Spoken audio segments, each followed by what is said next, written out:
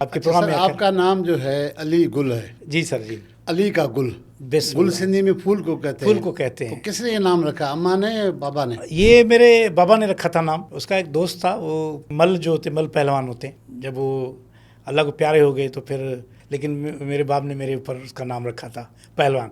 लेकिन मैं वो पहलवानी लड़ने वाली तो नहीं कर सका, लेकिन मैं इस पहलवानी में घुसा हूँ, एक्टिंग वाली में। तो यहाँ पे मुकाबला चल रहा है। बचपन से ही आपको ये शौक़ था अदाकारी का, मज़ा का, या हालात ने सिंधी में चवंदा आहिनि बुख मजबूरी कई? प्यार बांटने के लिए ये मजाक करता था कि कोई मुझे डांटे नहीं, मुझे प्यार दें सब। बड़ी मस्करियाँ करता था, शादियाँ होती थी ये वो। तो फिर मैं प्यार बांटने के लिए, सबका प्यार लेने के लिए मैं ये समझो मस्करा ही बन गया। पहले तो मस्करा था, अब आर्टिस्ट हैं हम। या कश्मीर में तो सिनेमा का ज़माना नहीं था, फिल्म कहाँ देखते थे आप? कंदकोट में 2 सिनेमाएं थी, यही तो मज़ा था। हर शहर में सिनेमाएं होती थी सिंध के। अब बदकिस्मती ये हुई कि अब हम सिनेमा में काम करने आए और सिनेमाएं टूट रही हैं। खत्म हो गया। जब रिसेस होती थी तो मैं वो शलवार कमीज़ पहनता था, तो वो जो कमीज़ है वो अंदर शलवार में डाल के पैंट की तरह, तो हम तो देहाती लोग थे, पैंट धोती नहीं, तो वो मैं गाना गाता था उनका, मेरा महबूब ज़माने से हंसी है यारो। तो एक लड़का था हमारे वडेरों का, वो खूबसूरत होता था, तो मैंने उसको शबनम बनाया हुआ था, गाना गा रहा था। तो उसने उस्ताद को बताया, हेडमास्टर को, उन्होंने बहुत मारा मुझे, और ये बिल्कुल मेरी सूझ गई थी। अच्छा। कहते तू इधर नदी पर उसको शबनम बना रहा है। देहात में रहते हुए एक और एंटरटेनमेंट होती थी वहाँ पर, रीछ और कुत्ते को भी लड़ाते थे। जो ज़मींदार हैं वो लेकर आते थे, हज़ारों की तादाद में लोग आते थे। आपने ये मुकाबले भी देखे होंगे। बिल्कुल बिल्कुल सर। तो एक दिन ऐसा हुआ कि जो रीछ है वो उसको उसको बांधते थे, उसको बड़ी रस्सी पे बांधते थे, फिर कुत्ते छोड़ते थे। फिर वो किसी को पकड़ता था, किसी को क्या। एक दिन वो वहाँ से निकल गया ना, रीछ वो रस्सी तोड़ के भागा तो ये कुछ लोग अंदर गिरे, उनके पीछे वो भाग रहे हैं, कुछ बाहर गिरे, और रीछ ने भी जंप लगाया बाहर। इतने लोग, कोई उधर जा रहा है, अभी वो खुद डर रहा है रीछ, लेकिन लोग इतने भागे, यकीन करें वो पहली मरतबा, हम छोटे थे, हम दोबारा नहीं गए खौफ में कि भाई रीछ ये खा जाएगा, मारेगा। ज़िंदगी में पहली बार जहाज़ में कब चढ़े? ज़िंदगी पहली बार मैं 2010 में चढ़ा था। कहाँ जा रहे थे? दुबई जा रहे थे। अभी उठ रहा है, दुआ मांग रहे। अभी यहाँ के बंदे, अल्लाह खैर करना, मौला खैर, अल्लाह खैर से पहुँचाना। डर किस चीज़ का? जहाज़ ने तो उड़ान नहीं थी। तो ये भाई अभी पहली मरतबा चढ़ रहे हैं, ये उड़ रहा है, ज़मीन पे भी नहीं है, ये रोड पे भी नहीं है, हवा में है अभी। बस अल्लाह के आसरे बहुत डर लगा। फिर जब नीचे उतरा तो फिर अल्लाह अल्लाह लगा, कहता नीचे उतर गया सर। आपने कहा, मैंने कहा ठीक है।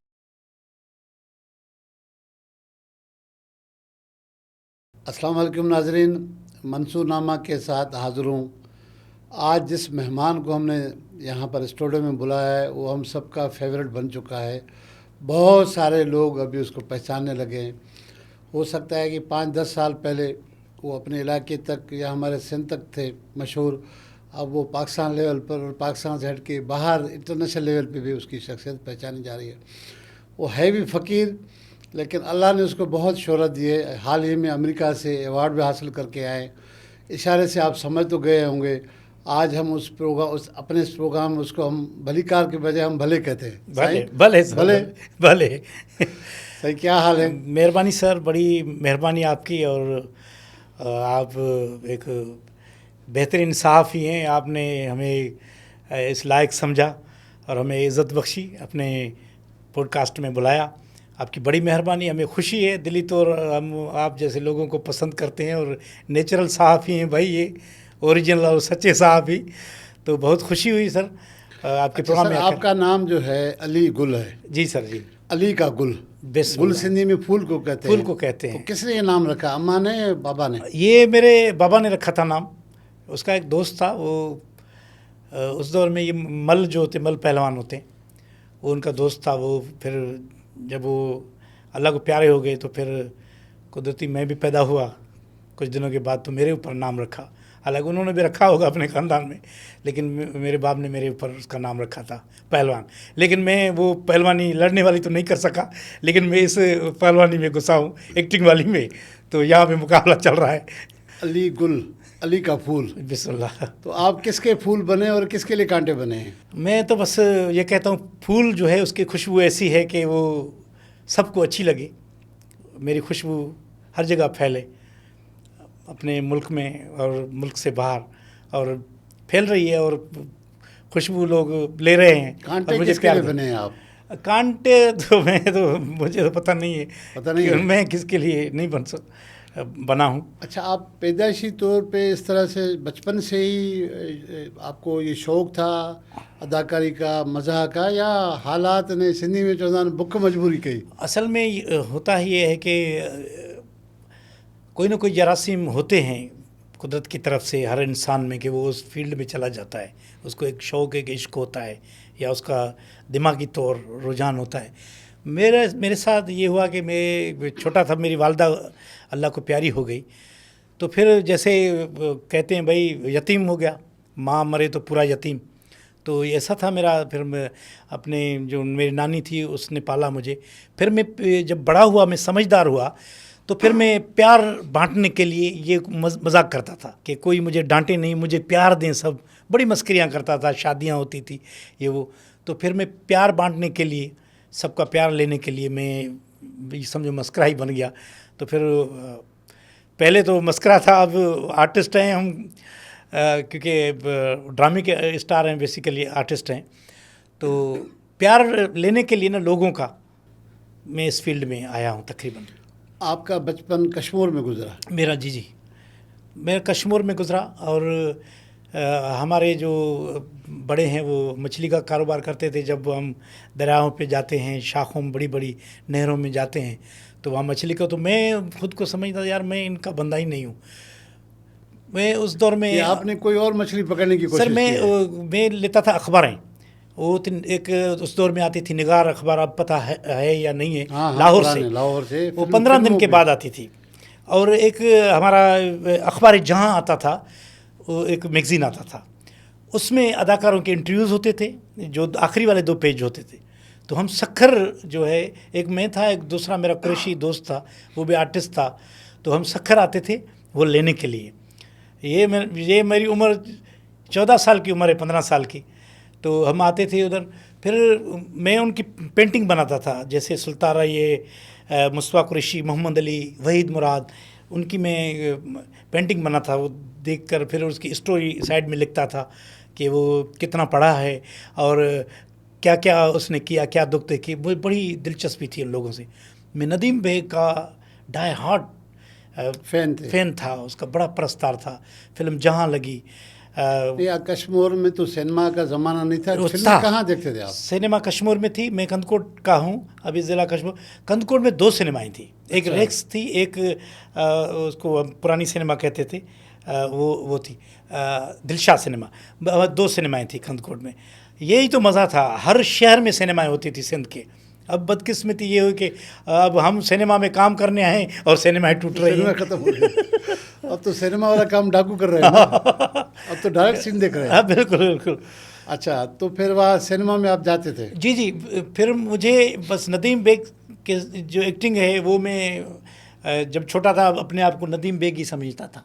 मैं जो भी लड़का, स्कूल में पढ़ते थे हम, तो मेरा उस्ताद था, उस्ताद अल्लाह के जन्म से, उस्ताद अब्दुल बारी बलोच, वो बहुत मानता था। कहता तू यार ऑफिसर बने, कोई पुलिस वाला बनेगा, कोई टीचर, तू अदाकार बनेगा। उसको अदाकार को अच्छा नहीं समझता था? वो नहीं समझता, उस दौर में समझते ही नहीं थे। तो मैं कहा मैं बनूँगा। फिर जब रिसेस होती थी, उसकी एक फ़िल्म आई थी, दिल लगी फ़िल्म। जब रिसेस होती थी तो मैं वो शलवार कमीज़ पहनता था, तो वो जो कमीज़ है वो अंदर शलवार में डाल के पैंट की तरह, तो हम तो देहाती लोग थे, पैंट धोती नहीं, तो वो मैं गाना गाता था उनका, मेरा महबूब ज़माने से हंसी है यारो। तो एक लड़का था हमारे वडेरों का, वो खूबसूरत होता था, तो मैंने उसको शबनम बनाया हुआ था, गाना गा रहा था। तो उसने उस्ताद को बताया, हेडमास्टर को, उन्होंने बहुत मारा मुझे, और ये बिल्कुल मेरी सूझ गई थी। अच्छा, कहते तू इधर नदी पर उसको शबनम बना रहा है। तो हालांकि हम एक ही क्लास में थे, चौथे क्लास में दोनों। कोई गुनाह तो नहीं था ना, तो क्यों मारा? तो उसने कहा कि वो रोया वो लड़का, तो इसने मुझे शबनम क्यों बनाया। तो मैं तो ऐसे ही, मैंने कहा तू शबनम में, मैं गाना गा रहा हूँ, मेरा महबूब ज़माने से हंसी है यारो, प्यार करना तो कोई जुर्म नहीं यारो। तो गाने में कुछ और गड़बड़ तो नहीं किया? कुछ भी नहीं थी। वो ग्रेज में काम करता है, तो वैसे मैं वो डांस भी कर रहा था, गाना भी, तो बहुत मार मिली। तो फिर अल्लाह का बड़ा करम हुआ सर मंसूर साहब। बस अब मैं, जब डाव हॉस्पिटल से, हम उस साइड रहते हैं, डाव हॉस्पिटल से गुजरते हैं, उस पर एक गेट पे लिखा होता है जिसकी आप कोशिश करते हैं, आयत है कुरान की, कोशिश करते हैं अल्लाह आपको वही देता है जिसकी आप कोशिश करते हैं। तो मेरी कोशिश ये थी कि मैं सिनेमा तक जाऊं और नदीम बेग से मिलूं और या उसके साथ काम करूं। फिर अल्लाह ने मेरे ऊपर इतने एहसान है मेरे मौला के, उसके करम है बड़े, कि मैं पीटीवी में सर आया 96 में 2 साल में बाहर। नहीं, आप तो कश्मीर में रहते थे, फिर घूमने आए या नहीं, मैं फिर तो मैं उम्र मेरी बड़ी हो गई, मैं थिएटर करता था वहाँ, कॉमेडी एस्टेब्लिश हो चुका था और मुझे पेमेंट भी मिलती थी, कहीं 200 कहीं 150 थिएटर की। तो फिर मैं पीटीवी आया, कराची आया पीटीवी के लिए 96 में, कि मैं उधर रहूँगा, मैं एक्टर बनूँगा। और यहाँ फिर मैंने मैट्रिक की वहाँ, फिर हैदराबाद आया रेडियो पर, फिर वहाँ से मैंने मैट्रिक की और आर्ट्स में की, प्राइवेट्स। हैदराबाद में मैट्रिक किया? जी हाँ, आर्ट्स में की। फिर मैं आया इधर कराची।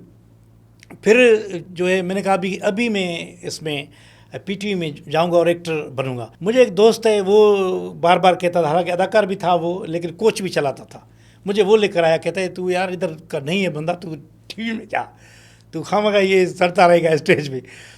तो फिर मैं आया इधर। फिर हमारे गांव के लोग थे, वो रहते थे कैदाबाद साइड में, वहाँ से सुबह को निकलता था जैसे ड्यूटी होती है, ऐसे पीटीवी पे आए और लुंडे की शर्टें वर्टें पहन कर और बड़ी शर्टें लुंडे की और मांग निकाल कर पीटीवी के बाहर खड़े रहना, कोई बंदा कोई जानने वाला है सर में अंदर जाना है।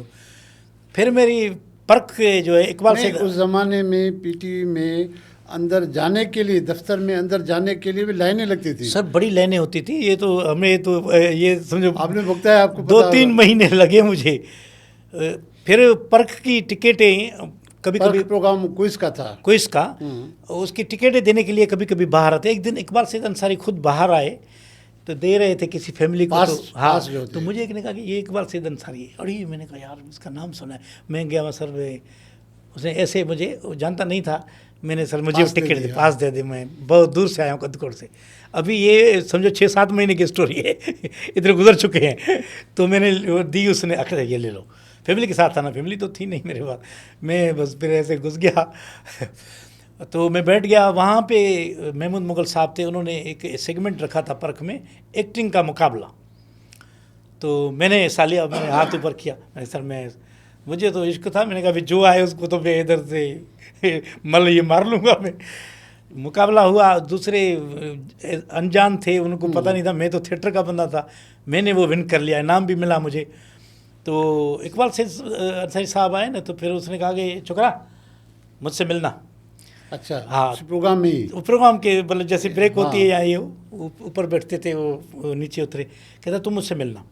फिर मैं उनसे मिला, जाके उसके रूम पे गया, चाहता मैं सर मैं 6-7 महीने हो गए मुझे बाहर है।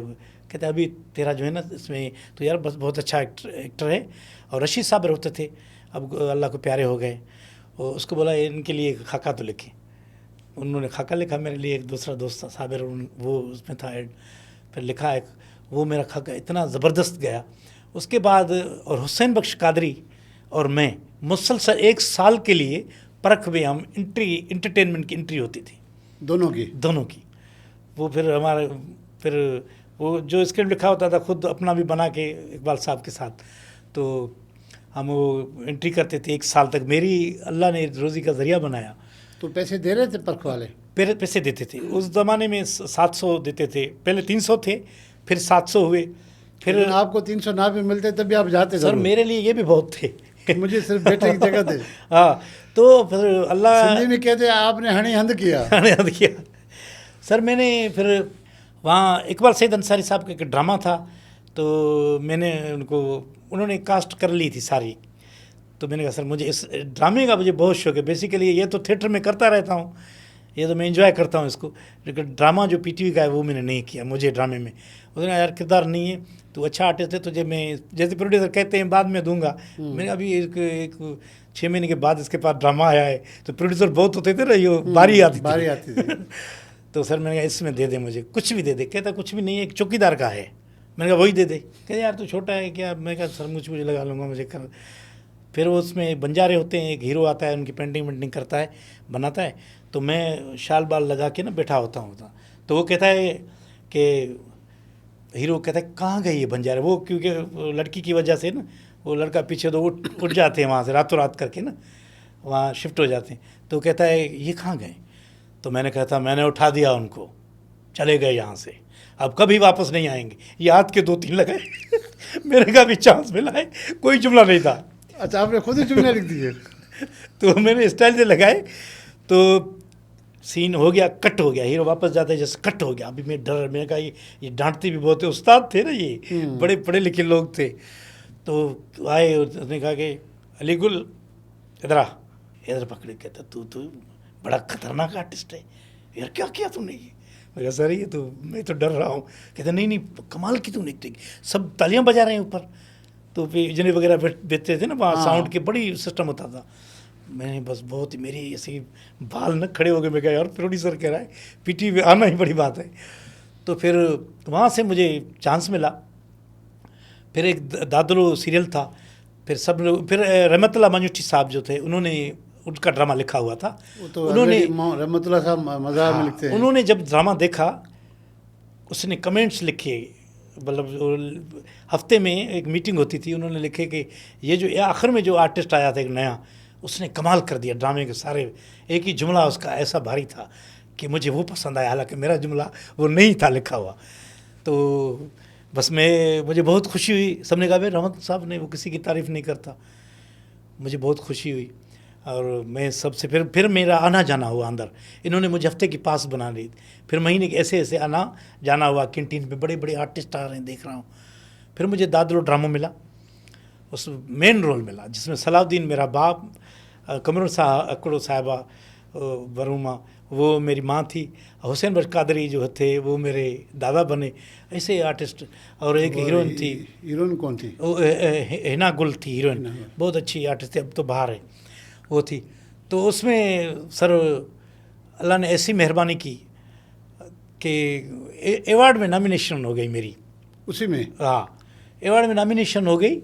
और ये था कि भाई वहाँ अवार्ड नहीं मिलता है बड़े बड़े लोगों को, बड़े बड़े आर्टिस्ट भी थे और हक भी है उनका, उनको मिलता था। कहता है तो उसमें, कहता है सबने कहा कि तुझे तो नहीं मिलेगा। मैंने कहा अभी शुक्र है नॉमिनेशन हुई है मेरी, ये बड़ी बात है मेरे लिए। सर शो में जब गए हम बैठे तो वहाँ देख रहा हूँ कि मेहमान नदीम बेग है। अब हमारी भी बारी आने वाली थी, उसको 2-3 अवार्ड देने थे नदीम बेग साहब को, जो अवार्ड देते हैं अदाकारों को। मैंने देखा, मैंने कहा मौला अगर मेरी नॉमिनेशन आ जाए और अवार्ड ये हाथ से दे तो मेरा तो सब सफल तो हो गया, मेरा जो सफ़र है। बचपन में स्कूल याद आया होगा, इसकी वजह से मार खाई थी। मैंने कहा उनका प्रस्तार में सर उन्होंने अनाउंस किया कि कंपेयर ने, जब सीन चला वहाँ स्क्रीन पे सीन भी चला, मेरा सीन जब चला तो मेरे सीन पे लोगों ने तालियां भी बजाई मुझे। मैंने कहा ये बड़ी बात है, इतनी खुशी हुई मुझे। फिर जब अनाउंस हुआ कि अली गुल मल्ला, मैं सर ऐसा भागा, मेरा पाँव ज़मीन में नहीं था, अवार्ड के लिए नहीं, मैं नदीम पे गया मैंने कहा ऐसे अवार्ड पकड़ लूँ। सर बस अल्लाह ने ऐसी मेहरबानी की। और वो जब अवार्ड दे रहा मैं उससे हाथ में समय आपका बहुत परस्तार हुए, वो कह रहे ये तो ले तो उसको पता नहीं कि मैं गांव में आपकी फिल्म देखने के लिए रात को इंतजार करता हूँ टीवी पे। बस अल्लाह ने बड़े करम किए सर, मौला ने बड़े। फिर उनके साथ फिर अल्लाह ने ऐसा मौका दिया कि उनके साथ एक फ़िल्म थी, परवेज़ कलीम साहब बना रहे थे कराची में फ़िल्म, नदीम बेग के साथ मुझे उनका सेक्रेटरी का रोल मिल गया। शफी मोहम्मद शाह ज़िंदा थे उस टाइम, ये मैं 2004 की बात बता रहा हूँ, 3 है या 4 है। और मुझे उनके साथ रोल मिल गया। और यहाँ का एक हिंदू था दोस्त जो कि शेयरिंग थी उसकी प्रोड्यूसिंग में, वो मुझे जानता था कि ये आर्टिस्ट है एक सिंधी। उन्होंने मुझे बुलाया, कहता भाई नदीम बेग के साथ तेरा सीन है। और ये मैंने कहा मौला तू तो ख्वाहिश पूरी कर रहा है मेरी। उस टाइम अभी सिनेमाई बची हुई थी, अब कुछ परवेज़ कलीम डायरेक्टर थे, वो आए और उनके साथ जब सीन में पढ़ रहा था, मेरे ये काम भी रही थी टांगे मांगे। मैंने कहा बस अभी अल्लाह का नाम ले, अल्लाह ने चांस दिया है। था भी टेढ़े का रोल ऐसे। फिर जब सीन बीन किए उनके साथ, फिर मैं नदीम बेग साहब को सारी ये स्टोरी बताई, कमरे में बैठकर सर में ये और ये अवार्ड मिला, फिर आप तक मैं पहुंचा हूँ, ये सब मेरे मौला के करम है। उसने कहा कि कितने यार तुम ऐसे लोग हैं क्रेजी। मैंने कहा ये मैं एक नहीं हज़ारों होंगे ऐसे। एक गोटिया बंदा था, उसका भी मैंने बताया। तो ये बोला का बड़ा कर्म है। फिर हमारे सिंधी चैनल आए, फिर उनमें अब मैं आपको फिर वापस लेके जी, चलता जी। हूँ आपके अपने गांव जी जी बिस्मिल्लाह। कश्मीर और कंदकोट। वो जो ज़माना था पुराना टेलीविज़न चैनल का, घर में टीवी तो नहीं था आपको, कहाँ टीवी देखते थे, कैसे इनको हाँ बिल्कुल सर। रूचनासी हुई इन हाँ अदाकारों से? सर, हम जहाँ रहते थे वो कंदकोट शहर से थोड़ा बाहर था। जहाँ मैं नानी के पास जहाँ रहता था, वो हमारे इलाके के अच्छे लोग हैं, बहुत अच्छे वडेरे थे। लेकिन वो ऐसे वडेरे नहीं जो हम ड्रामे में दिखाते हैं, बहुत प्यारे, जो कि अपने हारियों से, अपने गांव वालों से प्यार करना, नोबल किस्म का हाँ, अच्छा बंदा। बस टीवी उनकी बाहर ओताक में होती थी, ओताक में चारपाइयाँ लगती थी और सब लोग हर जुमे के दिन ज़िया के दौर में टीवी में फिल्म लगती थी रात को खबरों के बाद। तो उस देखने के लिए फिर हम जो लड़के लड़के थे, मैं तो क्रेज़ी था, शौकीन था, क्योंकि आर्टिस्ट था शुरू से ही दिमाग में कि मुझे बनना एक्टर है। तो मैं सबको लेकर उनकी झाड़ू देना और फिर पानी की, हाँ, पानी छटना, और जो रेती नहीं उठे 10 जो है वहाँ, उनके बाद फिर बिस्तर उनके सेट करना, तकिए वकी, फिर टीवी लगाना। फिर एक दिन इनका मेहमान आया, ये हम शाही कहते हैं, बलोचना सिंध की एक पट्टी है, वहाँ से एक मेहमान आया, वो भी कोई अच्छा वडेरा था। वो आया, उसके मेहमान आया, भाई सब लोग, जब बच्चे जो हैं वो 4-5 महीने नीचे बैठेंगे, बड़े ऊपर मेहमान आए, हाँ ठीक है सर, सब नीचे बैठे। अभी फिल्म चल रही है, अभी वो जो उठे, उसको फटका बंधा हुआ था, वो उठे, बार बार टीवी के पीछे आए, फिर वापस आए। तो आखिर वडेरे ने पूछा, सर क्या कोई वाशरूम जाना है क्या, बार बार उठ रहे हैं? तो इधर है वो नलका बलका उधर लगा हुआ है। कहते नहीं, मैं ये देख रहा हूँ, ये जो लोग इधर नज़र आ रहे हैं, ये पीछे तो नहीं है, ये कहाँ है? टीवी में जो लोग नजर आ रहे थे उसको देखने के लिए पीछे जा रहा था, वो बार बार टीवी के पीछे जाए। तो टीवी भी वो लकड़ी वाली होती थी ना, ऐसे खुलती थी उसके दराज की तरह। तो बार बार पीछे आए, कहते मैं ये देख रहा हूँ, लोग कहाँ हैं? कहते सर ये लोग नहीं है, ये कराची इस्लामाबाद में, लाहौर में बैठे हैं, उधर से ये उधर से बना रहे। तो ये सादगी वाला दौर था। तो उस ज़माने में ये फिल्में देखकर तो हम ये इनके परस्तार बने उस दौर में। तो वो दौर हमने जो देखा, और वो अमन अमान वाला दौर था, और एक क्रेज़ी दौर था ऐसा कि कोई कलाकार, कोई स्टार अगर किसी महल किसी गांव में आ जाए, वो भी वो वाला स्टार जो कि लीलामगर में बैठ कर आया है, जो परख में बैठ कर आया है, ऐसा भी नहीं लिया है, या ऐसा लिया तो वो तो सुपरस्टार है उधर। अदाकार तो और बात है। तो ये भी बड़ा क्रेज़ होता था उस दौर में, सादगी वाले दौर में। अगर कोई टीवी पे यूँ गुजर गया, किसी शो में बैठा, वो भी स्टार था। आपने यतीमी देखी, आपने कहा जब छोटे थे आपकी वालिदा का इंतकाल हो गया, तो फिर वालिद आपको क्या कहते थे कि आपने क्या बनना है, क्या करना है? वालिद साहब मेरे शौक़ रखते कि थे बेल का, जो बेल भागते हैं ना, बेल, हाँ, उसको हम सिंधी में डांद, उसकी रेस होती है, वो उसका बड़ा शौक़ रखते थे। वो मुझे भी कहते थे, यार तू ये शौक़ पाल, ये हम ये जो बेल हैं, ये हम इनको जब ये भागेंगे, ये जीतेंगे, तो ये बड़ी दाम में बेचेंगे, ये बड़े बड़े लोग लेंगे। तो 1-2 बेल ऐसे हुए हमारे। एक पक्की कहते थे हम बेल को, वाइट कलर का था वो। ऐसे उस दौर में वो कोई 1600 का लिया था, तो फिर वो तकरीबन को 10,000 में वो बिका जब जीत गया था। हाँ, ऐसे था। और बहुत सारे नहीं बेचते थे, और एक हमारा था तो हमने वो बेचा नहीं, उसका नाम किलेशन नाम था उसका उस दौर में, ऐसे नाम क्या नाम रखा था? किलेशन। और एक बेल का नाम किलेशन रखा। एक बाबल खान जखरानी साहब हैं, हम उनके डेरे पर, जखरानी साहब के वाले, हाँ, उधर भी हम रह कर आए। उसकी मील होती थी वहाँ पे, बड़े बड़े बेल होते थे। मैं छोटा था और मेरा बाप उधर रह कर आए। उनके जो बेल होते थे, उनका एक का नाम रूस था, हाँ, एक का सिगार नाम था, ऐसे नाम थे उनके। और हम अपना भी बेल लेके गए थे उनके साथ जोड़ में, एक उसका बेल बहुत ही अच्छा नाम था उसका, बगड़ी रेस लगाने के लिए, रेस का, उसके जोड़ी की रेस होती ना, एक हमारा एक उसका, दोनों बांध के किसी और के साथ रेस थी, तो हमारा जीत गया था। हम उनके तो इतनी बड़ी शौक होती थी लेवल की। ये एंटरटेनमेंट होता था। जैसे मंजूर खान पावर थे, ये घोड़ों का शौकीन था, घोड़ों की रेस होती थी उनकी। और बाबल खान की ये होती थी तो फिर पूरा जो तर है, कंदकोट पूरी है, एरिया के लोगों की बड़ी इंटरटेनमेंट यही होती थी। सब वो सुबह से निकलते थे जकमबाद के लिए। मुर्गे भी लड़ाते थे। ये एंटरटेनमेंट थी। मुर्गे भी लड़ाए आपने? मुर्गे नहीं, नहीं लड़ाए? नहीं। तो ये होता, मैंने कहा अब मैं तो अदाकार बनूंगा। फिर मैं स्टेज मैंने किया एक दफ़ा। स्टेज में मुझे रोल मिला हिजड़े फ़कीर का ना। हिजड़े का? हाँ, ख्वाजा सरा का मुझे रोल मिला। तो उसमें मुझे अभी थोड़ी थोड़ी मूछें आ रही थी, थोड़ी थोड़ी। तो मैं छोटा भी था, वो जो रोल मिला तो मैंने जब रोल किया, फिर हमारे रिश्तेदारों की हुई शादी। अभी मैं बाप से डर रहा था कि इधर बाप मेरा आएगा। तो फिर मैं ऐसे ना वो तौलिया दे के, रुमाल जो होते हैं वो दे के ऐसे हो क्या। तो एक ने बताया, मेरे चाचू के कज़न ने, कि ये तेरे बेटे जो है ना मूछें काट के इसने हिजड़ा बनाए रात स्टेज।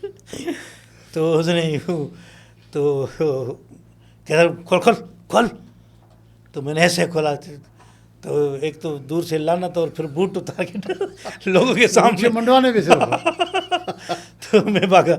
अब उनको ये पता नहीं है भाई अभी स्टेज किया है और उस पर और बना है ये ऐसे। तो ये भी दौर देखा। तो फिर ऐसे हुआ, एक दिन ऐसा हुआ, मैंने थिएटर किया वहाँ। फिर मैंने अपने बाप की बता रहा हूँ, एक दिन थिएटर किया मैंने। थिएटर किया तो थिएटर के बड़े बड़े लोग, वहाँ का जो चेयरमैन है हमारे कंदकोट का, वो फिर हमारे अल्लाह जन्नत नसीब करे हज़ार खान बेजारानी साहब, वो बहुत प्यारे आदमी थे, पढ़े लिखे आदमी, बहुत ही प्यारे। उनको मैंने मेहमान किया हुआ था सहाफ़ियों के ज़रिए। तो वो भी आया था। फिर मैंने बाप को बुलाया, मैंने कहा अब ज़रूर आना। फिर एक हमारा मासड़े रहते, मैंने उसका दोस्ती थी, मैंने कहा ज़रूर लेकर आना है उसको, ये देखे मेरी कितनी इज्जत है। घर में नहीं है तो बाहर तो है। तो फिर वो लेकर आया उसको। और जब लेकर आया तो फिर हज़ार खान बेजारानी साहब, उसने जब बात की तकरीर में कि हमें फ़ख्र होता है कि हमारे इधर एक दीवान होते थे पुराने ज़माने के, वो मुझे नाम नहीं, उन्होंने वो नाम लिए, फिर मेरा नाम लिया, फिर अपने वहाँ SSPs के नाम लिए कि हमारा कंदकोट सियासत में या ऑफिसरों में 4-5 तो हमारे CSS के ऑफिसर थे वहाँ के, जैसे अकबर खान बंगवार थे और शहर के रमज़ान चना, शहर के मीरानी साहब और जाहिद भयो साहब, ऐसे हमारे बहुत। तो ये उन्होंने मिसाल दे के मेरा दिया। और आर्टिस्ट हमारे थिएटर के, जो मैं लड़का ना इधर उधर फिर करता था पैसों पर जाके ना परफॉर्म, तो उन्होंने कहा ये आर्टिस्ट भी हमारे वो इस लेवल के हैं कि इन्होंने भी बहुत अच्छी परफॉर्म करते हैं। तो आज उसके थिएटर, तो फिर मेरे बाप ने कहा कि सबको बता रहा था जो कुर्सियों में बैठे थे ना, ये मेरा बेटा है, मेरा बेटा है। अच्छा, तो उनको कुछ भी थी, ये तो बड़ा आदमी है, सरदार जो है सरदार बोल रहे हैं ये वो। तो फिर उनको बहुत खुशी, कहता है ये तो आप बड़ी इज़्ज़त वाला काम करें। मैं, इज़्ज़त वाला काम है भाई, ऐसे नहीं है, ये कला है, इसको बहुत आदमी, आप जो मैंने कहा जलाल चांडू के परस्तान हैं, फिर वो तो ऐसे है। तो उसके बाद जो है अल्लाह ने बड़ी इज़्ज़तें दी मौला ने। फिर वालिद साहब आपके कब? मेरे वालिद साहब अभी यानी 6-7 महीने हो गए हैं। यहाँ पे कराची में उनको लाया, उनको घर दिया। उसने दूसरी शादी की थी, उससे वहाँ से बच्चे थे, उनको घर प्लाट दिलवाया, बनवाया, 2 मंजिला उनको दिया, बहुत ही खुश रखा उनको, और अल्लाह उनको जन्नत नसीब करे। मेरे साथ उनकी इतनी दोस्ती हो गई थी कि कराची में हम रहते थे तो फिर वहाँ के पुराने हाल अहवाल, वो बैलों के, वो भाई वो जो मासी थी वो उसके साथ भाग गई थी, ये सारी बातें जैसे दोस्ती में होती है वो हम करते थे। तो फिर अल्लाह को प्यारे हो गए, अब सबको जाना है। तो लेकिन उन्होंने आपको देखा कामयाब तरीन एक्टर, कामयाब आर्टिस्ट के बहुत ही बिल्कुल। और फिर वहाँ माहौल बोला नहीं कि आप तो मुझे ज़बरदस्ती मार रहे थे, तो मार रहे थे, अब देखो मुझे। नहीं, फिर तो काम भी लेता था मुझसे। वहाँ जो कोई माले वाले वो रहता था सिंधी कोट में, जो गुलशन नदी वाली साइड है ना, एक दिन बिजली नहीं लगा रहे थे बिजली वाले, तो मौले वाले ने कहा यार तेरा बेटा वो है आर्टिस्ट, उसको बोल ना, वो उसकी जान पहचान होगी। तो मेरे बाप ने कहा कि वो मीटर नहीं लगा रहे हैं, सबके लगे, हमारी गली में नहीं लग रहे हैं। तो वहाँ मुनीर पठान थे, वहाँ पे इंचार्ज थे, वो भी अदाकार थे। तो मैंने उसके पास गया अपने बाप के लिए, ये मेरा बाप है, कहता है भाई कल लग जाएंगे मीटर तुम्हारे। तो सारे माल वाले इज़्ज़त की वाह तेरे बेटे ने लगवा दिए मीटर। तो ऐसे काम लेता था। तो बहुत खुशी होती थी उनको कि उन्होंने देखा मुझे अच्छे अच्छे अवार्ड लेते हुए। अच्छा अलीगुल साहब, आपसे जो देहात की जो नेचर की गुफ्तगू है वो अभी हाय। जारी रहेगी, शहर की फिर बाद वाह, बात में। देहात में रहते हुए एक और एंटरटेनमेंट होती थी वहाँ पर, रीछ और कुत्ते को भी लड़ाते थे, जो ज़मींदार हैं वो लेकर आते थे, हज़ारों की तादाद में लोग आते थे। आपने ये मुकाबले भी देखे होंगे। बिल्कुल बिल्कुल सर, वहाँ तो हमारे इधर अल्लाह जन्नत नसीब करे, सरदार चीफ सरदार थे मीर सुंदर खान सुंदरानी, उनका बड़ा शौक़ था ये रीछ कुत्ते का। तो ये बड़े मलाकड़े होते थे, बड़ी इंटरटेनमेंट होती थी। फिर वो उनके लिए अलग सा एक कोर्ट सा बना होता था, दीवार सी होती थी, उसमें बैठने की भी जगह होती थी, लेकिन थी दीवार, क्योंकि वो जो रीछ है या कुत्ते हैं वो जंप मार के लोगों को भी खा सकते थे। तो एक दिन ऐसा हुआ कि जो रीछ है वो उसको बांधते थे, उसको बड़ी रस्सी पे बांधते थे, फिर कुत्ते छोड़ते थे, फिर वो किसी को पकड़ता था, किसी को क्या। एक दिन वो वहाँ से निकल गया ना रीछ, वो रस्सी तोड़ के भागा तो ये कुछ लोग अंदर गिरे, उनके पीछे वो भाग रहे हैं, कुछ बाहर गिरे, और रीछ ने भी जंप लगाया बाहर। इतने लोग कोई उधर जा रहे हैं, अभी वो खुद डर रहा है रीछ, लेकिन लोग इतने भागे, यकीन करें वो पहली मरतबा, हम छोटे थे, हम दोबारा नहीं गए खौफ में कि भाई रीछ ये खा जाएगा मारेगा, कुत्ते पीछे। ये बड़ी ये एंटरटेनमेंट होती थी, ये भी ज़बरदस्त। और कुत्ते पालने वाले वो उनकी बड़ी इज्जत होती थी, बड़ी इज्जत होती थी सरदारों के पास। भाई ये कुत्तों का, उसको भी सैस कहते थे, कुत्तों का सैस। तो ये भी देखिए एंटरटेनमेंट। फिर जो नहरें हैं, शाखें हैं, हम मलाओं की फिर ये होती थी कि वो एक डुबकी लगाते, एक साइड से दूसरी से निकलते थे, यानी पानी में। और बड़ी बड़ी नहर जो गुड्डू है ऐसे इसमें भी लगाते थे। एक तो पानी की तेज़ी, और फिर स्पीड से उस जगह पे जो सामने है तीर वाली, वहाँ पे निकलना है, ये भी शर्तें होती थी। तो ये एंटरटेनमेंट ऐसी होती थी। कोडी होती थी, मलाखड़े होते थे, हाँ, डिटी डकर होता था, और लिख छप की रांद होती थी। अब तो ये सारी कंप्यूटर पे आ गई रहते, लेकिन उस पर यह है कि आदमी की सेहत बनी रहती थी, तंदुरुस्ती, दिमाग फ्रेश होता था। अच्छा अलीगुल साहब, आपने, क्योंकि आप मलाह हैं, सिंध में मलाह मछली का कारोबार करते हैं, बाय प्रोफेशन, इस शौक़ में कभी छोटी बड़ी मछलियाँ पकड़ी? नहीं, शौक़ में क्या, हमने तो पकड़ी बिल्कुल। हमने बहुत ही सारे बड़े बड़े जाल बिछा के और खींच के, कुड़ियों के साथ नड़े लगा कर, एक पतला सा होता है नड़ा कहते हैं, कुड़ी होती है जो यूं बनी होती है, यूं पकड़ो, फिर जो है जाल को छोड़ो, फिर इधर से। और एक होती है बड़ी कड़ी होती है, उसको खींचते हैं, बड़ा जाल होता है, तो उसमें फंसती जाती हैं। उसमें एक बना होता है झोल सा। सेवा मछली की जगह कोई सांप आया हो? वो आते हैं सांप भी, लेकिन जो पानी में सांप होता है वो नहीं काटता नहीं है, वो नहीं काटता। खुशकी वाला सांप जो होता है वो काटता है, पानी वाला वो नहीं काटता। पानी में क्योंकि उसका जहर मर जाता है, इसलिए देखो जो है पानी वाला नहीं काटता। फिर बड़े बड़े कछुए, इतने टेबल जितने कछुए वो आते, वो चक्फी लगाते हैं वो काटते भी हैं तो ये आते थे। और बाकी मगरमच्छ भी कभी कभी आते थे, छोटे छोटे मगरमच्छ, लेकिन ये जो बड़े वाले ये दरिया में कम होते हैं। हाँ, दरिया में ये कम होते हैं। तो इन सारी देहात वाली ज़िंदगी को कितना मिस करते हैं? बहुत ही ज़्यादा मिस करते हैं। इसलिए जब हम छोटे थे पता नहीं होता था आटा कहाँ से आ रहा है, सालन कहाँ से आ रहा है, कौन खिला रहा है। बस अब जब कमा रहे हैं अब पता चल रहा है कि आटा कहाँ से, आटे का कितने का किलो है, आटा कितने में मिल रहा है और कहाँ से आ रहा है और कैसे मिल रहा है। थे जब छोटे थे तो बहुत आप खुश होते होंगे। बिल्कुल, मेहमान तो सर लोग कम थे। जब मेरी अभी 50 के करीब है उम्र, 50 में घुस चुका हूँ, तो हम जब छोटे थे यकीन करें लोग कम थे, लोग हमें कम नज़र आते थे। जब शादियाँ होती थी लोग एक एक महीना रहने आते थे।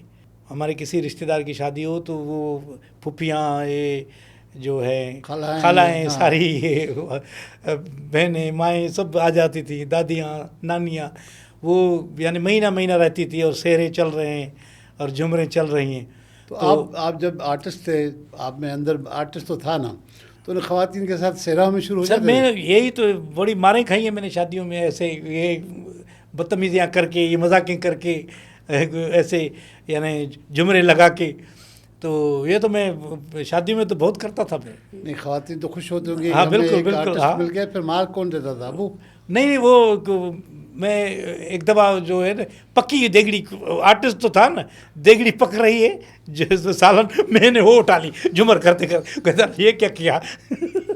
वो गिरी तो नहीं फिर? गिरी नहीं, उन्होंने पकड़ के तो चट कि मैंने कहा वो जोश में था। तो ऐसे हरकतें ऐसे चूल्हे पे होती है ना, वो भी तो उधर होते हैं, इधर तेरे घर इधर चूल्हे है, इधर चाय पक रही, इधर खाना पक रहा है, ऐसी चीज़ें।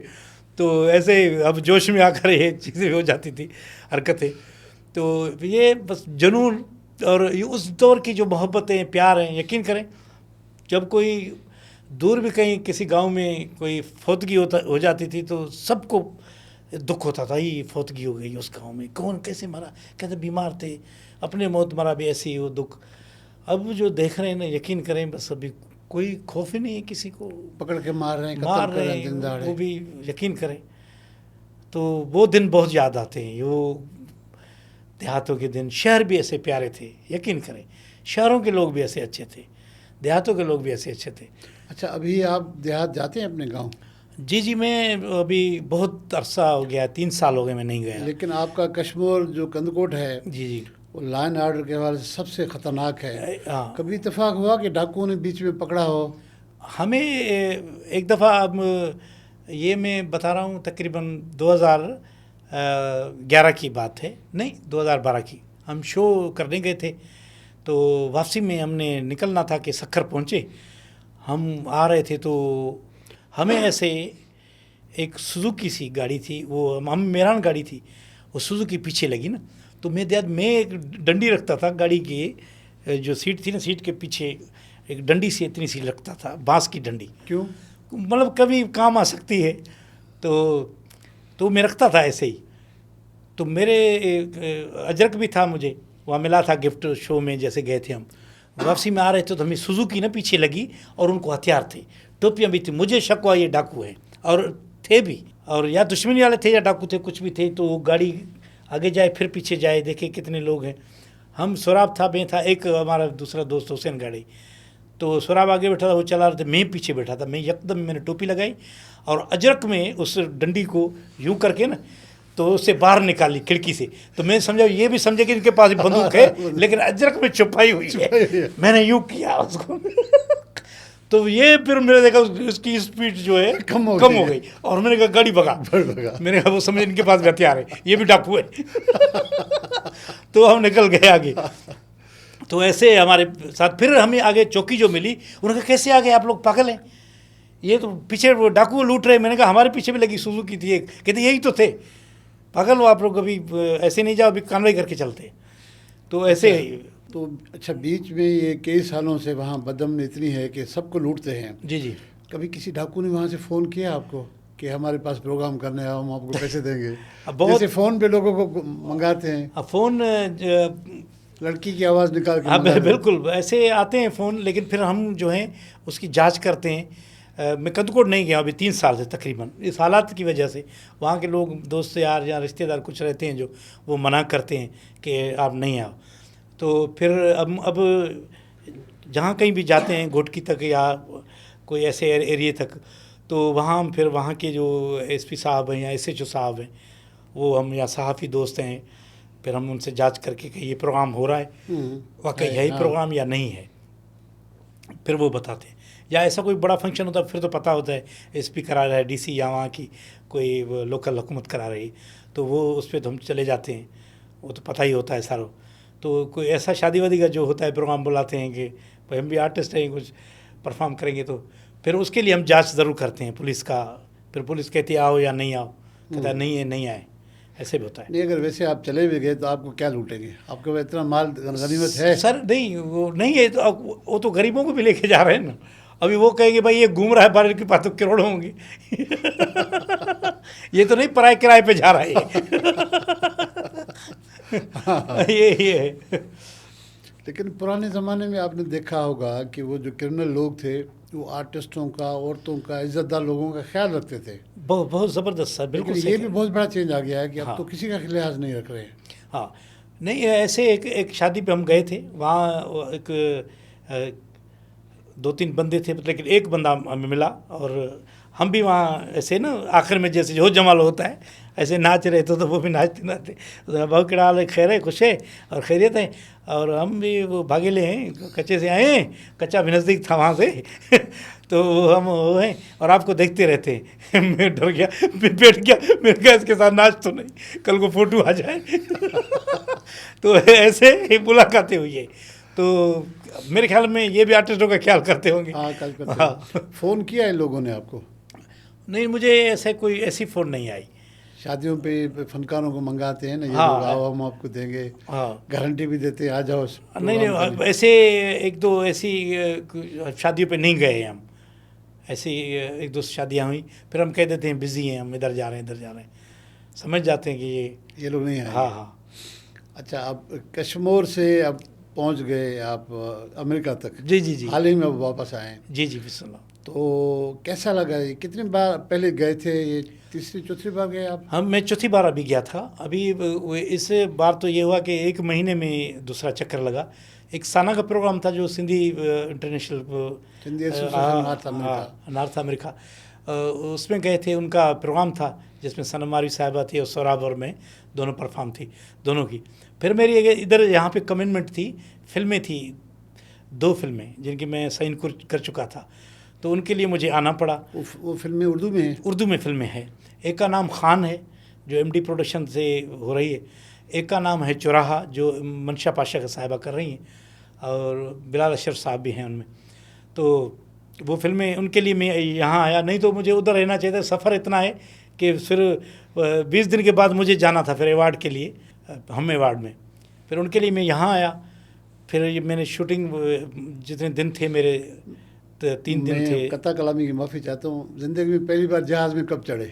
ज़िंदगी पहली बार मैं 2010 में चढ़ा था। कहाँ जा रहे थे? दुबई जा रहे दुबई थे। जा रहे थे। हाँ, तो फिर सोरापुर में इकट्ठे बैठे थे? इकट्ठे बैठे थे और दोनों दुआ मांगा, डर भी रहे थे, एक दूसरे बात भी नहीं कर रहे थे। जब ये उठा फिर तो चला, ये बस अभी सांस निकल रही, अभी उठ रहा है, दुआ मांग रहे, अभी आके बोलते अल्लाह खैर करना, मौला खैर, अल्लाह खैर से पहुँचाना। डर किस चीज़ का? जहाज़ ने तो उड़ानी थी। और तो ये भाई अभी पहली मरतबा चढ़ रहे हैं, ये उड़ रहा है, ज़मीन पे भी नहीं है, ये रोड पे भी हवा नहीं है, हवा में है अभी, बस अल्लाह के आसरे।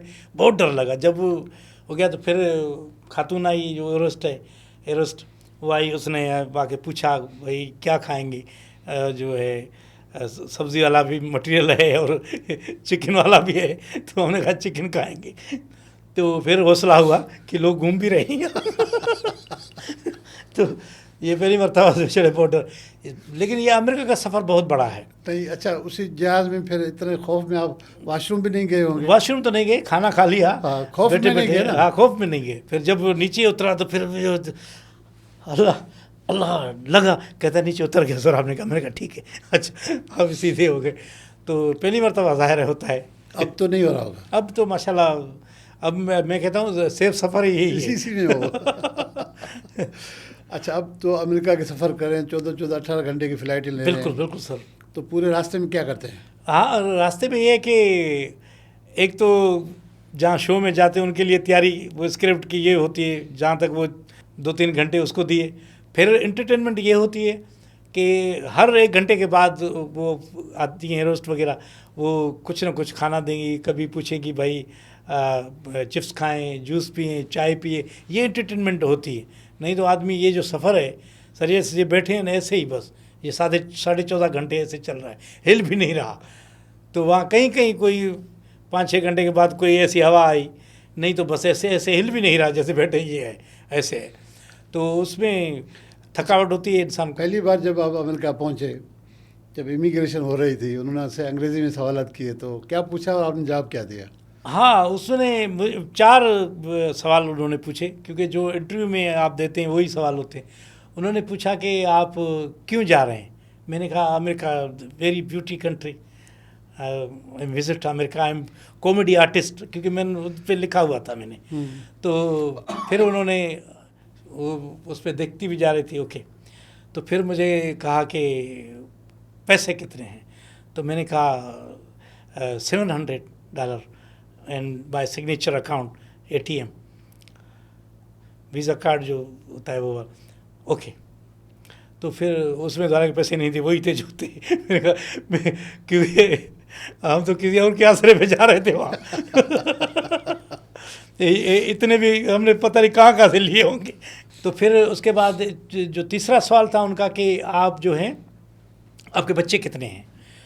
तो मैंने कहा कि चिल्ड्रन, मैंने कहा 2 बाबा 2 बेबीज़। ओके, ये भी सही हो गए। फिर उन्होंने कहा कि मुझे सोराब ने दिया एक एड्रेस। अभी मैं उस बंदे को जानता नहीं था, अभी भुट्टो साहब उसके तरफ हम जा रहे थे, उसका एड्रेस दिया सोराब ने। कहता कि ये जो है एड्रेस है, जब पूछें कहाँ जाना है बोलना ये, क्योंकि होटल हमें नहीं था, हम उसके उन्होंने हमें होस्ट किया हुआ था, तो ये एड्रेस है सिर्फ। अभी मैं उसको नाम सुना था, पता नहीं था वो क्या करता है। तो उस बंदी ने कहा कि कहाँ, मतलब वेयर गोइंग, लोकेशन वहाँ न्यूयॉर्क एयरपोर्ट पे। हाँ, तो मैंने कहा कि this location, I am going this location. तो उसने कहा ओके। अभी मुझे कहे थे कि वर्क क्या करता है, ये काम क्या करता है, मुझे पता ही नहीं था क्या करता है। तो मैं परेशान हो गया। मैंने कहा I don't know, just like my friend. तो उसने ओके, ऐसे पासपोर्ट को घुमाया, एंजॉय 6 मंथ।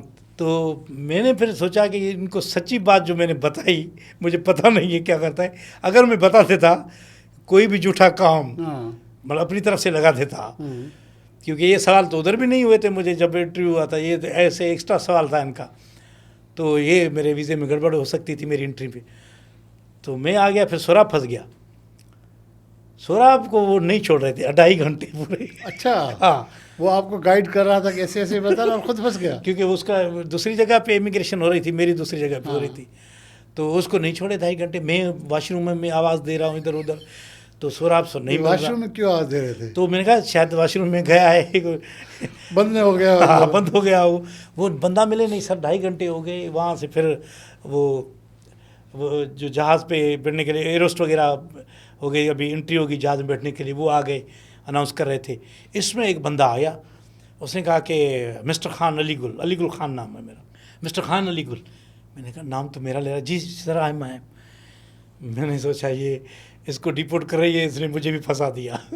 अभी मुझे भी डिपोर्ट करवाएगा। वो मुझे लेके कम, तो वो उर्दू बोल रहा था, तो उसने कहा कि ये बंदा आपके साथ है। मैंने कहा क्या किया है इसने?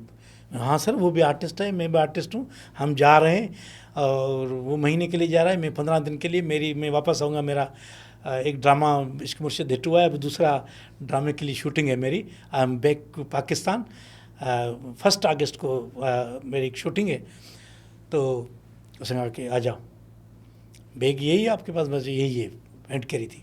मैंने कहा हम डिपोर्ट हो गए बस, क्योंकि उसको तो कर दिया, अभी उसने मेरा नाम लिया होगा। हम गए तो उधर बंदे, एक खातून थी, एक बंदा था, सोराब नहीं था उनका, सोराब पासपोर्ट था। फिर उस बंदे ने कहा कि ये जो बंदा है ये तुम्हारे साथ जा रहा है? मैंने साथ हम इकट्ठे जा रहे हैं। अब मुझे खौफ भी हो रहा था कि कोई इसमें हीरोइन वीरोइन तो नहीं डाल के जा रहा है, ये पवन डाल के क्या, पर किसी ने डाली हो, ये तो शरीफ बंदा है खुद। तो मैंने कहा सर हम आर्टिस्ट हैं दोनों, और वो महीने के लिए जा रहे हैं, मैं 15 दिन के लिए मैं जाऊंगा वापस। मेरा एक ड्रामा बहुत हिट हुआ है इश्क मुर्शिद, अभी दूसरा करने के लिए मैं आऊँगा, हमराज ड्रामा है, मैं वापस आऊँगा 15 दिन में। तो उसने खातून से ना मेरा पासपोर्ट लिया और मुझे दिया, कहता है आप जाए, यहाँ से जाना भी वहाँ से सिक्योरिटी होगी। जब मैं गया, लाइन में खड़ा हो गया, वहाँ देख रहा हूँ तो सोराब भी आ रहा है 5 मिनट के बाद ना। और ये मैंने कहा यार मैं सोराब में क्या होगा? कहता भाई 15 दिन की एंट्री दी है। मैंने कहा मुझे दुआ करिए, मुझे लेकर आए तो मेरी ज़मानत की वजह से। वो कह रहे थे पीछे जा, तू क्यों जा रहा है?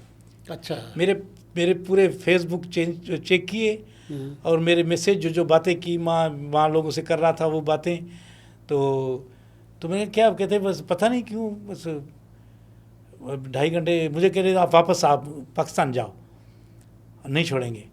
तो मैंने कहा अभी मुझे उन्होंने बुलाया है, मैंने गारंटी दी। हाँ मेरी गारंटी है।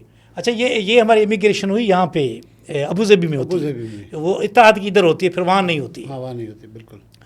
तो मैंने कहा कि ये हुआ है। फिर कहता है मेरे पासपोर्ट में लिखा है 15 दिन के लिए जाओगे, 15 दिन की आपकी एंट्री है, और 15 दिन में वापस आओगे। फिर उस दिन सोराब की तो महीने की टिकट थी, फिर बेचारे ने 15 दिन की वो कराई, हम वापस आए। तो ऐसे सुराग फंस गया था, वो मुझे समझा रहा था। उसके बाद भी इत्तेफाक हुआ ऐसे फंसने का? नहीं, फिर नहीं। फिर ये है कि आप रूटीन वाले उनको पता चल गया भाई आर्टिस्ट हैं, ये जा रहे हैं, घूम रहे जाते हैं। हैं। अब तो मैं चौथी मरतबा गया था हाँ। एवार्ड में। अच्छा, आप मिडिल ईस्ट में गए हैं, सऊदी, दुबई। जी जी यहाँ हमने देखा है कि वहाँ मेहमान नवाजी बहुत है। जी जी आपकी खिदमत भी करते हैं। वो सिंधी में कहते हैं कि वो कुछ देते हैं जिसको गोर कहते हैं। जी जी जी जी गोर भी मिलती है? तो हमें तो लोग उधर अमेरिका में भी जब जाते हैं तो गोर मिलती है वहाँ? वहाँ नहीं, उसमें ये है, तो मैं कुछ गाता भी हूँ असगर खुसरो की तरह। आजकल को कॉमेडी कम हो जाती है ना, फिर अगर शो बड़ा है तो कुछ गाने भी गा लिए, अपने सीडी में बना लिए गाने यूएसबी में। तो वहाँ ये है कि वहाँ ऐसे भी आप 2-3 खवातीन ऐसी थी, हम शो में गए थे जो साना वाले भी, तो उन्होंने लिफाफे में ना तो ऐसे हाथ में ला के ना, तो वो कह रही है हमारी तरह था ऐसे करके, तो हम तो ना नहीं दिल में तो हाँ हाँ नहीं बाजी नहीं बहन नहीं नहीं किस बात की? तो मतलब नहीं दे। हाँ। तो वो तो नहीं भैया आप आपके लिए हमने आपकी खिदमत नहीं की, खाना नहीं किया आपके लिए, ये आप मतलब इतना इज्जत इतना प्यार देते हैं। तो फिर वॉशरूम जाकर खोले, किसी में 200, किसी में 100, किसी में 150 अच्छा। डॉलर ऐसे। तो ऐसे बहुत इज्जत देते हैं, बहुत इज्जत देते हैं आर्टिस्टों कलाकार को। रुको सिर्फ मैं नहीं, लेकिन हर आर्टिस्ट को, जितने भी यहाँ उर्दू सिंधी जाते हैं, कि जो ह्यूस्टन है वो समझो पाकिस्तान से भरा हुआ है, आपको पाकिस्तानी माहौल मिलेगा पूरा वहाँ के प्यार, वो मोहब्बत। आप आर्टिस्ट क्या, ऐसे भी जो घूमने, आप भी घूमने जाएं तो आप थक जाएंगे। साफी दोस्त जाते हैं, थक जाते हैं, इतनी पूरे नहीं पड़ते, इतनी दावतें होती हैं लोग, क्योंकि वो इधर की बातें सुनना चाहते हैं, इधर से आदमियों से मिलना चाहते हैं, हाँ गुफ्तगू, कि वहाँ सारा दिन मशीनी ज़िंदगी है उनकी, बिज़नेस है, काम है, और टाइम नहीं होता किसी के पास, तो इसलिए बहुत प्यार मिलता है। तो अमेरिका में सबसे अच्छा शहर कौन सा लगा भाई? सबसे अच्छा जो शहर है वो न्यूयॉर्क मुझे बहुत प्यारा लगा, बहुत ही खूबसूरत, ज़बरदस्त, और वहाँ ब्यूटी भी है, हर कंट्री के लोग हैं। जैसे दुबई अच्छा है, न्यूयॉर्क भी ऐसा है। अच्छा, न्यूयॉर्क की खूबसूरती, न्यूयॉर्क की डेवलपमेंट को देखे, फिर अपने सूबे को देखते होंगे, अपने शहरों को देखते होंगे, क्या याद आ रहा है? कराची भी न्यूयॉर्क है, उस तरह अगर इनको बनाया जाए वैसे ही लगता है मुझे, वही समंदर, वही किनारे, वही हर चीज़ है। लेकिन अफसोस है कि काम जिस रोड को खोला हुआ है वो 5-5 साल 10-10 साल तक बनता नहीं है, फिर दुख होता है। तो मेरा बेटा कहता था अबू नई गाड़ी लेने, मैंने कहा जब रोड बनेंगे नई गाड़ी, कहते ये तो ज़िंदगी नहीं बनेगी, रोड कब लेंगे? तो अच्छा, हम तो अब बेटा मेरा पैदा हुआ है, अब यूनिवर्सिटी जा रहा है, 20 साल से तो नहीं बने। 20 साल से आपने उसको आश्रय में रखा है। तो मतलब जो आने जाने वाले रास्ते कहीं ना कहीं से खुदा हुआ है। अच्छा, न्यूयॉर्क आपको अच्छा लगा? जी जी। और कौन से शहर घूमे? मैं यूके घुमा हूँ। नहीं, अमेरिका में कौन से शहर? अमेरिका में तो मैं वाशिंगटन, बहुत प्यारा, साफ़ सुथरा, बहुत ही ज़बरदस्त वाशिंगटन। वहाँ जिसे कहते हैं वो वाइट हाउस पे पिक्चर निकालना वो ज़रूरी है भाई, जो इधर नहीं आया वो समझो अमेरिका नहीं आया, वो निकाली सुराब। और वाइट हाउस पे बाहर तस्वीर निकाल के दिल में क्या ख्याल आ रहा था? हाय मैंने कहा ये